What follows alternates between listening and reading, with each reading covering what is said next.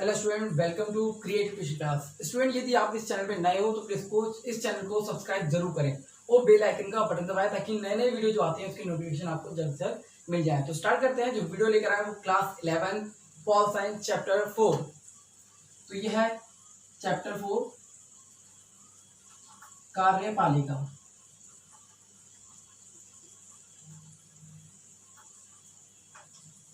Executive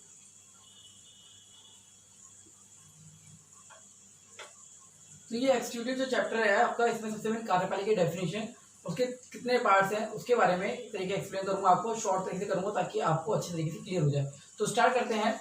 जो कार्यपालिका जो है वो सेकंड ऑर्गन है गवर्नमेंट का। तो क्वेश्चन आ सकता है कि जो भी सरकार के ऑर्गन्स होते हैं वो कितने हैं, how many organs of government. तो आप लिखोगे 3 ऑर्गन्स ऑफ गवर्नमेंट। क्या वो है ऑर्गन, आपको बताया। तो पहला है लेजिस्लेचर,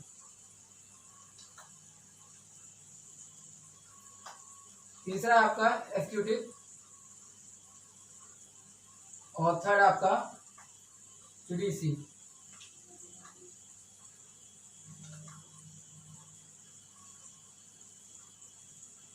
ये 3 पार्ट है, 3 ऑर्गन्स है गवर्नमेंट के। पहला है लेजिस्लेचर, इसमें क्या है, ये होता है विधान पालिका। सबसे मेन है, ये क्या कार्य करता है, मेक अ लॉ बोले, कानून बोले या रूल रेगुलेशन। तो ये क्या करता है, रूल रेगुलेशन को करता है, बनाता है। नेक्स्ट है अप्लाई। अप्लाई कौन करता है, मतलब लागू कौन करता है, एग्जीक्यूटिव जो कार्यपालिका है उसको लागू करती है। और जुडिशियल जो होता है वो क्या करता है, न्याय करता है। तो सबसे मेन इनके मैंने आपको एक एक 1 मार्क्स के कार्य बताए हैं। और जो ये आपका जुडिशियल जो है, लेजिस्लेचर जो है, नेक्स्ट चैप्टर में आपको बताऊंगा डिटेल से। हम बात कर रहे हैं एग्जीक्यूटिव की। जो कार्यपालिका है वो है क्या, हम आपको बताओ। दो तरीके के होते हैं। पहला है संसदीय, इसको बोलते हैं पार्लियामेंट्री, और अधिशात्मक।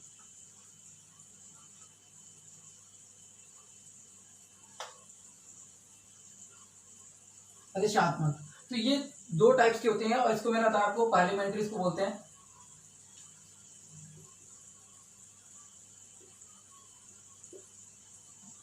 और उसको बोलते हैं प्रेसिडेंसी।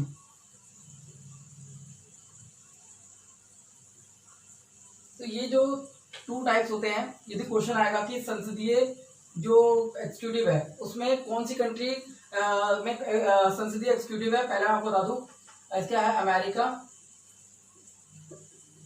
सॉरी इंग्लैंड और भारत। तो ये आपके, मैंने आपको बताया कि संसदीय जो पार्लियामेंट्री जो एग्जीक्यूटिव है वो कंट्री कौन सी है, इंग्लैंड और भारत, इंडिया। नेक्स्ट है ये वाले जो है वो है अमेरिका और ब्राजील। ये आपको नाम याद रखने हैं, बहुत इंपॉर्टेंट है, क्वेश्चन में एग्जाम में पूछा सकता है। नेक्स्ट है, इसमें किस किस को शामिल किया जाता है तो मैं आपको बता दूं। पहला है राष्ट्रपति,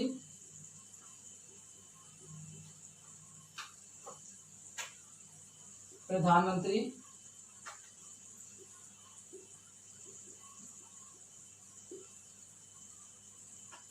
और नौकरशाही। नेक्स्ट है मंत्रिमंडल। तो ये 4 जो है इसमें शामिल किया जाता है कार्यपालिका में, एग्जीक्यूटिव में। तो क्वेश्चन आ सकता है कि एग्जीक्यूटिव में कौन कौन एक तरीके से होता है। तो मैं आपको बता दूं, राष्ट्रपति, प्रधानमंत्री, नौकरशाही, मंत्रिमंडल, ये इसमें शामिल होते हैं। और मैंने पार्लियामेंट्री जो एग्जीक्यूटिव है और आपका प्रेसिडेंसी जो एग्जीक्यूटिव है उसमें बताया कि कौन कौन सी कंट्री है। तो पहले आपको बता दिया, अमेरिका, ब्राजील जो है प्रेसिडेंसी एग्जीक्यूटिव है, और पार्लियामेंट्री जो एग्जीक्यूटिव है वो इंग्लैंड और भारत। तो आपको ये 2 चीज बहुत इंपॉर्टेंट है जो आपको याद रखनी है। नेक्स्ट में क्वेश्चन आता है कि वह कौन से प्रधानमंत्री हैं जो 13 दिन तक एक तरीके से प्रधानमंत्री रहे। तो मैं आपको बता दूं, अटल बिहारी वाजपेयी 13 दिन तक प्रधानमंत्री रहे और उन्होंने अपने पद से इस्तीफा दिया। तो ये आपको बता दूं, वो बहुत इंपॉर्टेंट बात है जो आपको बताई मैंने। नेक्स्ट है तो बात करते हैं राष्ट्रपति। राष्ट्रपति का ये इलेक्शन जो है वो कैसे होता है और उसमें कौन सी इनको पावर दी गई है, तो मैं आपको इसके बारे में बताता हूँ और इनकी योग्यता क्या है। तो आर्टिकल जो 54 है और 55 के अनुसार राष्ट्रपति का इलेक्शन होता है। तो आर्टिकल 54 और 55 के अनुसार निर्वाचन होता है राष्ट्रपति का। और सबसे मेन है कि राष्ट्र सबसे मेन प्रधान होता है, ये मतलब हेड होता है देश का। नेशन का एक तरीके से हेड माना गया है इसको, जो आपको याद रखना है। नेक्स्ट इसमें जो है वो है कि जो उसकी नियुक्ति है, नियुक्ति इसको कहते हैं इलेक्शन, निर्वाचन मंडल द्वारा, या आप कहें इलेक्शन कमीशन के, इलेक्शन जो कमीशन जो बनाया गया है उसके द्वारा एक तरीके इसका चुनाव या इलेक्शन चुना जाते हैं राष्ट्रपति। इसमें आपको बताता हूं नेक्स्ट सेकंड, राज्य की एकता और गौरव। जो राष्ट्रपति होते हैं वो राज्य की एकता और गौरव का एक प्रतीक माने जाते हैं। नेक्स्ट है इसमें योग्यता जो है 35 वर्ष, सेकेंड भारत के नागरिक और किसी भी सरकारी पद पे ना हो। तो ये इसकी एक तरीके से योग्यता है। और शक्तियां क्या हैं? वित्तीय शक्तियां, न्यायिक शक्तियां, सैन्य शक्तियां,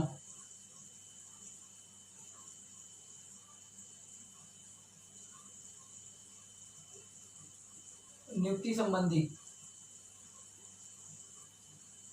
संकटकालीन शक्ति,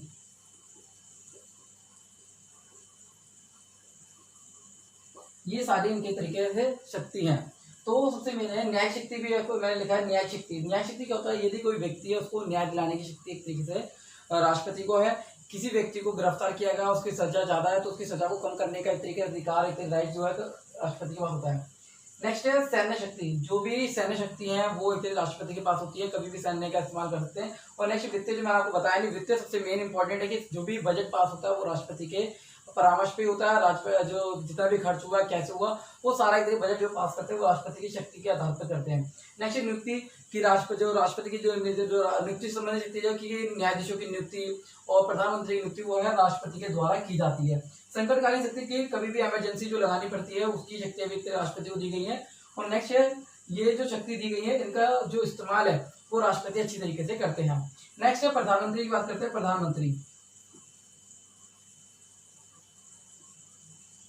प्रधानमंत्री का जो चुनाव है वो एक राष्ट्रपति के द्वारा होता है आर्टिकल 75 के अकॉर्डिंग।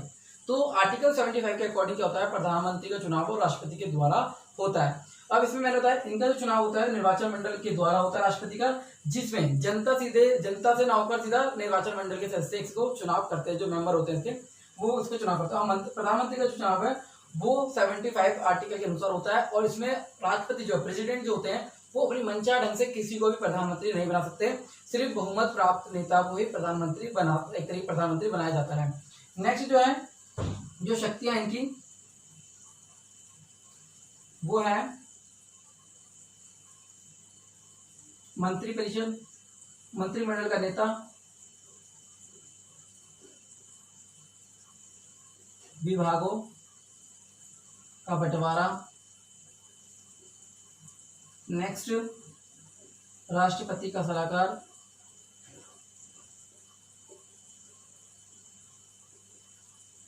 सरकार का मुखिया, नेक्स्ट लोकसभा भंग करने का अधिकार,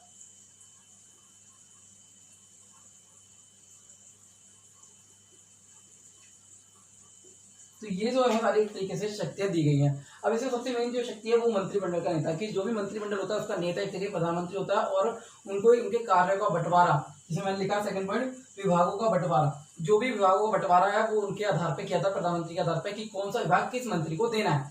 नेक्स्ट इसमें राष्ट्रपति का सलाहकार की वेरी इंपॉर्टेंट पॉइंट है कि प्रधानमंत्री जो होता है वो राष्ट्रपति का सलाहकार होता है और राष्ट्रपति की सलाह पर एक तरीके कार्य करता है। सरकार की मुखिया, की सरकार जो गवर्नमेंट है उसका मुखिया सबसे मेन माना जाता है प्रधानमंत्री को। नेक्स्ट लोकसभा को भंग करने का अधिकार इसको दिया गया है। संकटकालीन एक तरीके से शक्तियां इसको दी गई हैं ताकि संकट के समय अपनी शक्तियों को एक तरीके से इमरजेंसी का प्रयोग कर सके। नेक्स्ट में जो योग्यता है, मैंने आपको योग्यता नहीं बताई, प्रधानमंत्री की। तो इसमें प्रधानमंत्री की योग्यता क्या है, इसमें 35 की जगह आपको 25 वर्ष करना है कि 25 वर्ष का होना चाहिए, वो भारत का नागरिक होना चाहिए। सेकंड पॉइंट सेम आएगा, और किसी भी सरकारी पद पे नहीं होना चाहिए। तो ये सेकंड 2 पॉइंट जो है वो सेम रहेंगे। आपको बस 25 ईयर, इसमें लगे 25 वर्ष का पूरा हो चुका हो। नेक्स्ट है कि जो भी राष्ट्रपति और प्रधानमंत्री का जो इलेक्शन है वो 5 ईयर के लिए चुने जाते हैं। फिर जो इलेक्शन होता है, इलेक्शन होने के बाद 5 वर्ष के लिए चुने जाते हैं, और 5 वर्ष के बाद दोबारा इलेक्शन होते हैं। तो स्टूडेंट्स में मैंने बताया आपको कि कार्यपालिका जो है, एग्जीक्यूटिव जो है, उसमें मैंने आपको सरकार के 3 अंग बताए, जिसमें मैंने आपको एग्जीक्यूटिव के बारे में चर्चा की है। और इसमें कितने टाइप्स होते हैं, पार्लियामेंट्री एग्जीक्यूटिव हो गया आपका, और प्रेसिडेंसी जो एग्जीक्यूटिव, उसके बारे में चर्चा की है। और कौन सी कंट्री पार्लियामेंट्री एग्जीक्यूटिव में आता है, कौन सी प्रेसिडेंसी एग्जीक्यूटिव में आता है। नेक्स्ट में कौन से शामिल होते हैं, राष्ट्रपति, प्रधानमंत्री, नौकरशाही, मंत्रिमंडल। करता हूँ कि चैप्टर आपको अच्छा लगा, इसको लाइक और शेयर जरूर करें। धन्यवाद।